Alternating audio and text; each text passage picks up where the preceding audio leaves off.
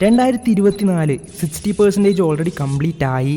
എത്ര വേഗമല്ലേ സമയം പോകുന്നത്. സോ 2024 നിങ്ങൾ കളിച്ചിരിക്കേണ്ട ബെസ്റ്റ് ആയിട്ടുള്ള PC ഗെയിംസിനെ കുറിച്ചാണ് ഇന്നത്തെ വീഡിയോയിൽ നമ്മൾ കാണാൻ വേണ്ടി പോകുന്നത്. ഈ വീഡിയോയിൽ ഓപ്പൺ വേൾഡ്, ഷൂട്ടിംഗ്, RPG എന്നീ സ്റ്റൈലിലുള്ള ഗെയിംസ് ആയിരിക്കും കവർ ചെയ്യുന്നത്. അതേപോലെ ലോ സ്പെക് ഗെയിമേഴ്സിന് വേണ്ടിയുള്ള ഗെയിംസും ഈ ഒരു ലിസ്റ്റിലുണ്ട്. So this is Vichu from gaming at സ്ട്രൺസ് യൂട്യൂബ് ചാനൽ. Let's begin.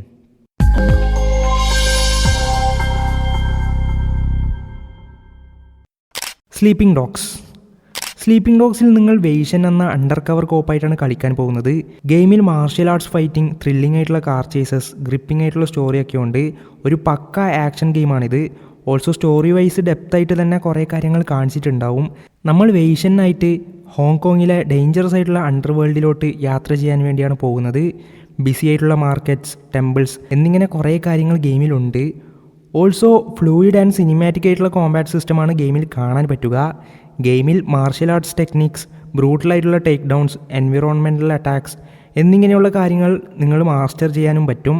ഓരോ ഫൈറ്റും കൊറിയോഗ്രാഫ്ഡ് സീക്വൻസ് പോലെയാണ് നമ്മൾക്ക് ഫീൽ ചെയ്യുക.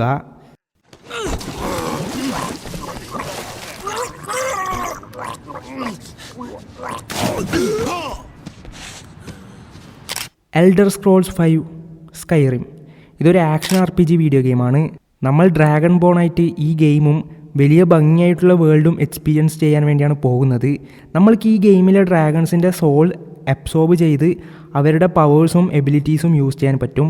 സ്കൈറിമിൻ്റെ വേൾഡ് ഒരു മാസ്റ്റർ പീസ് ആണെന്ന് തന്നെ പറയാം. കാരണം ഈ ഫിക്ഷണൽ വേൾഡിനെ അത്രയും ബ്യൂട്ടിഫുള്ളായിട്ട് മൗണ്ടെയിൻ, ഫോറസ്റ്റ്, സിറ്റീസ് എന്നിങ്ങനെ കുറേ കണ്ടൻസോടെ നമ്മൾക്ക് എക്സ്പീരിയൻസ് ചെയ്യാൻ പറ്റും. സിറ്റീസ് എന്ന് പറയുമ്പോൾ സ്ലീപ്പിംഗ് ഡോഗ്സിലൊക്കെ ഉണ്ടായതുപോലെ കാണിക്കാൻ പറ്റില്ല, കാരണം രണ്ടും ടൈം ഡിഫറെൻ്റ് ആണ്. പക്ഷേ സ്കൈറിമിലെ സിറ്റീസിൽ കുറേ കടകളുണ്ടാവും. അവിടെ കയറി നമ്മൾക്ക് പൈസ കൊടുത്തും സാധനം വാങ്ങാം. അതേപോലെ മോഷ്ടിച്ച് സാധനങ്ങൾ ആ കടക്കാരൻ അറിയാതെ എടുക്കുകയും ചെയ്യാം. സാധനങ്ങൾ മോഷ്ടിക്കുന്നത് പിടിക്കപ്പെട്ടാൽ കടയുടെ ഓണർ നമ്മളെ കൊല്ലാൻ വേണ്ടി ആൾക്കാരയക്കും. ഇങ്ങനെ കുറേ ഡീറ്റെയിലിംഗ് ഈ ഒരു ഗെയിം വേൾഡിലുണ്ട്. ഈ ഒരു ഗെയിം വേൾഡിലെ ഓരോ മൂലയിലും ലൈഫുണ്ട്. അത്രയും കണ്ടൻസ് ഈ ഗെയിം മാപ്പിൽ കൊടുത്തിട്ടുണ്ടാവും. ഓൾറെഡി പറഞ്ഞതുപോലെ ഇതൊരു RPG ഗെയിം ആയതുകൊണ്ട് തന്നെ മാജിക് സ്കിൽസ്, കോമ്പാറ്റ്, സ്റ്റെൽത്ത് പോലെയുള്ള കാര്യങ്ങൾ ഡെവലപ്പ് ചെയ്യാൻ സ്കിൽ ട്രീയുമുണ്ട്. ഗെയിമിൽ മെയിൻ സ്റ്റോറി നമ്മളൊരു ഡ്രാഗൺ ബോണായിട്ടും മറ്റുള്ള രഹസ്യങ്ങൾ അൺകവർ ചെയ്യാൻ വേണ്ടിയും ശ്രമിക്കുമ്പോൾ പല ഇൻട്രസ്റ്റിംഗ് ആയിട്ടുള്ള സൈഡ് ക്വസ്റ്റും ഉണ്ട്. നിങ്ങളുടെ തീരുമാനങ്ങൾ സ്റ്റോറിയെ എഫക്റ്റ് ചെയ്യും. ഇത്രയും വർഷങ്ങൾ കഴിഞ്ഞും ഇൻട്രസ്റ്റിംഗ് ആകുന്നത് ഇതിൻ്റെ മോഡിംഗ് കമ്മ്യൂണിറ്റിയാണ്. ഗ്രാഫിക്സ് മുതൽ ഗെയിം പ്ലേ മെക്കാനിക്സ് വരെ കറൻറ്റ് ജെൻ ഗെയിംസിന് ഈക്വൽ ആക്കുന്ന രീതിയിൽ കുറേ മോഡ്സ് സ്കൈറിമിന് വന്നിട്ടുണ്ട്.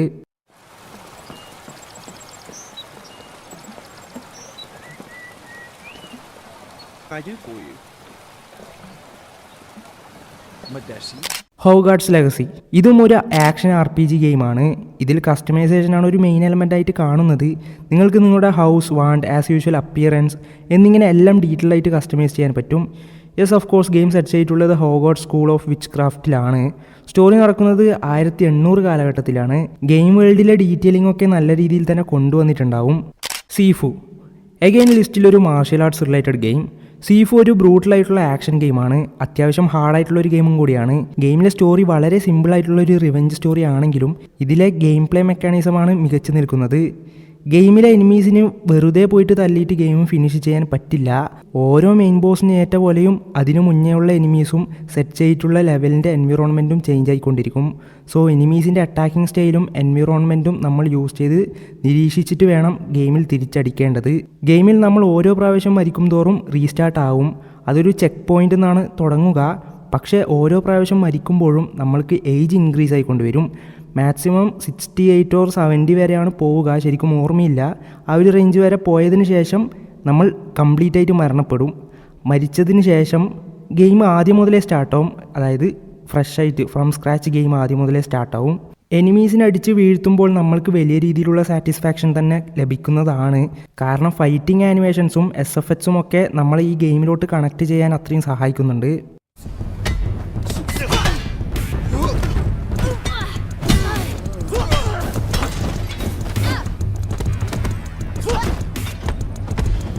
സോ ഇത്രയും ഗെയിംസിനെ കുറിച്ചാണ് ഇന്നത്തെ വീഡിയോയിൽ പറയാൻ ആഗ്രഹിച്ചത്. നിങ്ങൾ ഈ ലിസ്റ്റിലെ ഗെയിംസ് കളിച്ചിട്ടുണ്ടെങ്കിൽ നിങ്ങളുടെ അഭിപ്രായം താഴെ കമൻസിൽ മെൻഷൻ ചെയ്യൂ. വേറെ ഗെയിംസ് റിലേറ്റഡ് കണ്ടൻറ്റ് നമ്മുടെ ചാനലിൽ ചെയ്യണമെന്നുണ്ടെങ്കിൽ അതും കമൻസിൽ പറയൂ. സോ ഞാൻ ഈ വീഡിയോ ഇവിടെ അവസാനിപ്പിക്കുന്നു. ഈ ഇഷ്ടപ്പെട്ട ലൈക്ക് ചെയ്ത് ഷെയർ ചെയ്യാൻ വേണ്ടി ചാനൽ സബ്സ്ക്രൈബ് എടുത്തില്ല ബെല്ലൈക്കൺ ചെയ്ത് സപ്പോർട്ട് ചെയ്യുക.